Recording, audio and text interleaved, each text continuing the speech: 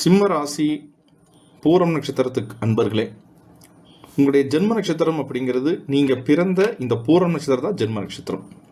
இந்த ஜென்ம நட்சத்திரம் வரக்கூடிய நாள் அன்று, நீங்கள் பிறந்த நட்சத்திரம் வரக்கூடிய நாள் அன்று பூர நட்சத்திரக்காரங்க மகாலட்சுமி வழிபாடுகள், லக்ஷ்மி நாராயண வழிபாடுகளை செய்வது மிக மிக நன்மை.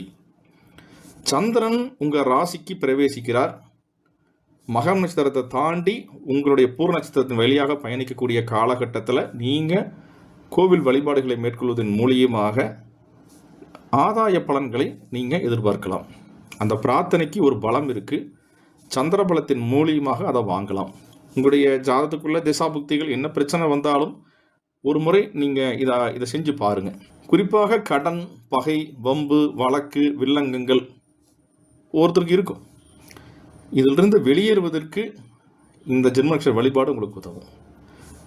அதே மாதிரி இந்த தனம், குடும்பம், வாக்கு, பலம் பெறுவதற்கும் உதவும். கணவன் மனைவி பிரச்சனை, குடும்ப உறவுகளில் வரக்கூடிய சிக்கல்களுக்கும் பார்த்திங்கன்னா இதில் இந்த பிரச்சனையிலிருந்து வெளியேறுவதற்கும் இந்த பிரார்த்தனை உதவும்.